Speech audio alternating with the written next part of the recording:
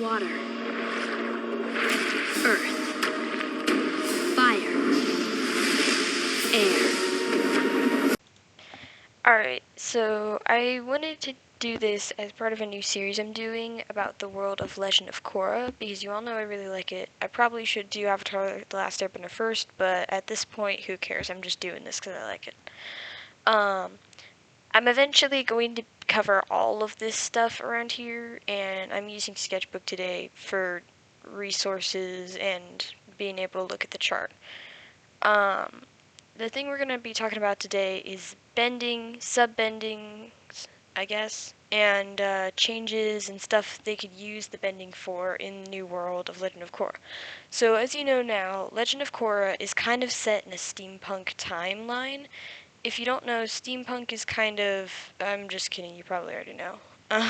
But for those who don't, steampunk is usually technology mixed with some kind of magic, and obviously magic comes into play because it's Avatar and Korra, and there's like elemental magic. First up is waterbending. Who doesn't know about waterbending? Even in shows that aren't like this, there's still some sort of water element that has something to do with water. So there are like there are a bunch of different types of subs for water. There is bloodbending, the healing, bloodbending, and spirit healing.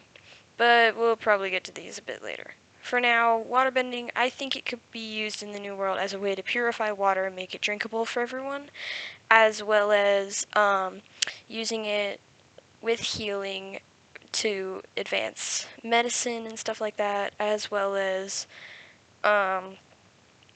freezing things and helping to make freezers and stuff.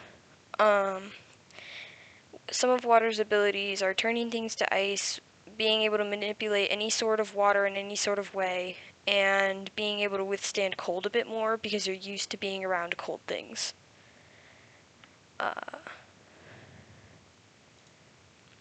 Next up is Earth. Earth is... a lot of people think it's one of their favorites, and it's personally...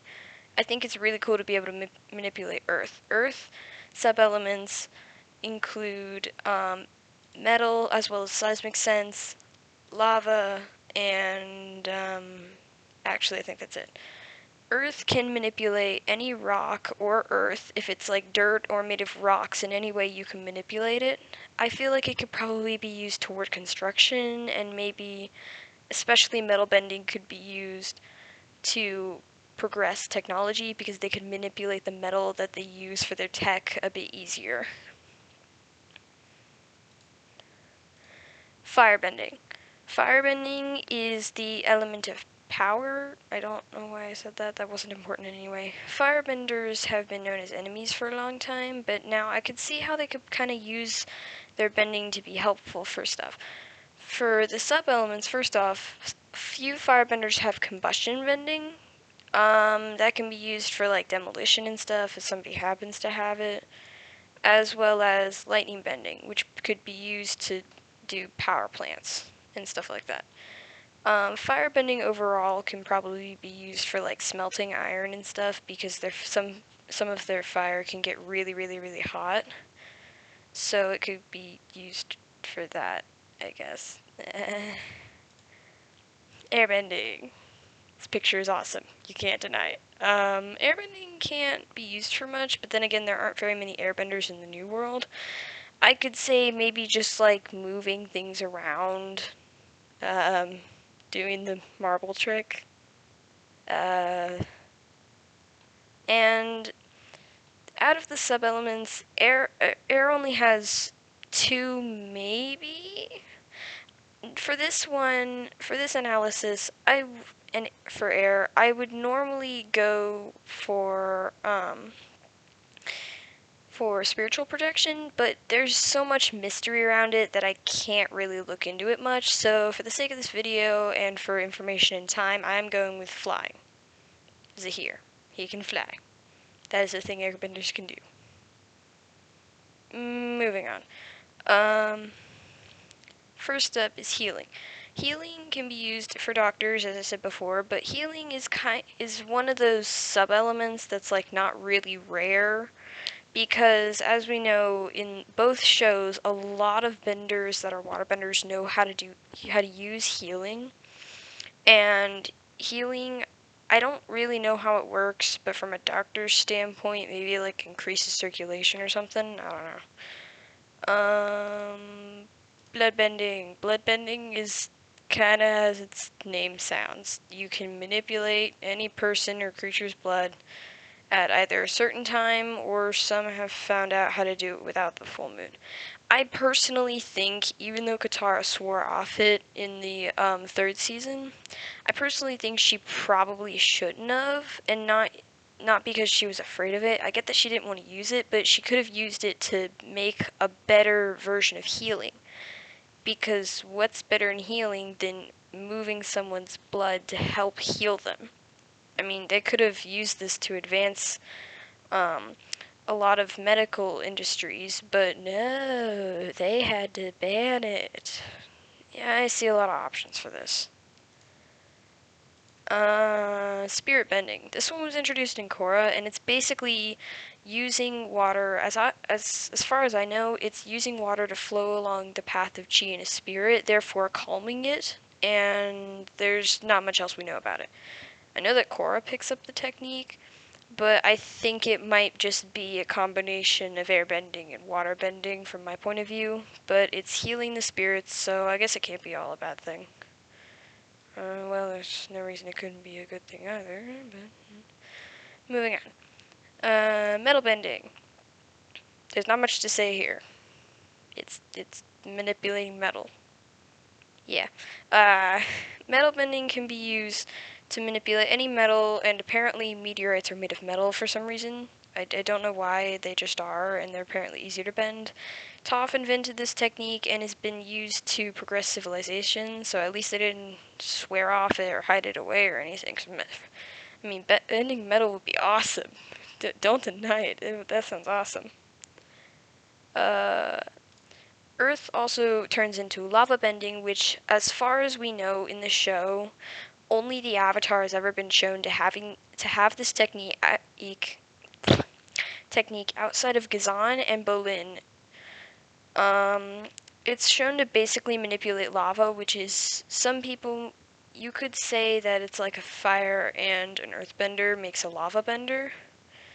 In the sense of both the elements combined would be a lava bender. I can't go for or against the theory. I mean, there's plenty of reason to believe that, but I'm just not sure because there's no canon proof. But lava bending I could see being like for like giant demolitions of like giant steel things that are impossible to melt by any sort of fire, and only lava can. There's not much else used for it. You can manipulate lava. That's it. Combustion bending. Alright. Combustion bending is a small sub-element of firebending. I think it ties into air a little bit, just due to you basically, what I think happens is you take the amount of firepower you would put into your fist and basically shrink it down to a small enough size where on impact to anything, it's like a match. You know how matches, when they rub against something, they ignite really quickly? I think they basically somehow shoot some kind of fire projectile, and as soon as it rubs against something, it explodes. Meaning it could be used for giant demolitions, but we've only seen two characters use it in the show. Combustion Man, which is on the screen, and Pali in Season 3 of Legend of Korra. It's very, very rare. About as rare as bloodbending.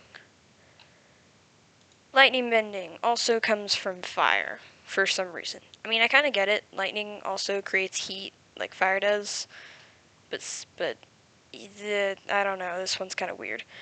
Anyway, as we see in Avatar: The Last Airbender, only the royal family knows how to lightning bend. But after the war, they released the secret to the public, so that in Legend of Korra we see Mako using lightning bending to power a generator. So I think that lightning benders, a lot of them, could create a lot of electricity at once.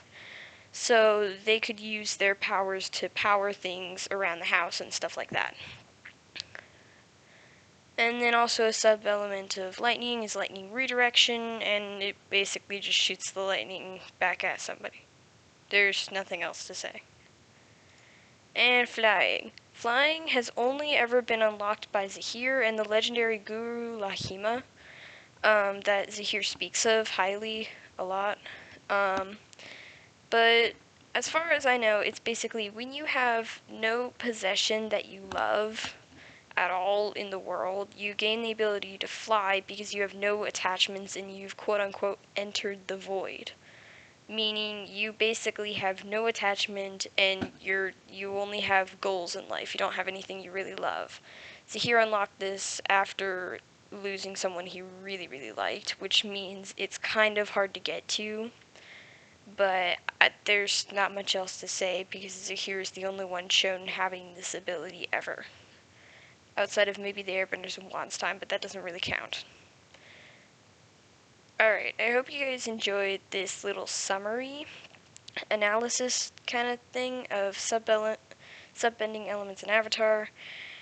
I'm going to try to do a video more on the chart, and next time I believe we are going to cover maybe, I think it was going to work up around world changes, so we'll probably start with the new Airbenders, but I don't know. We'll see what happens. Alright, bye for now.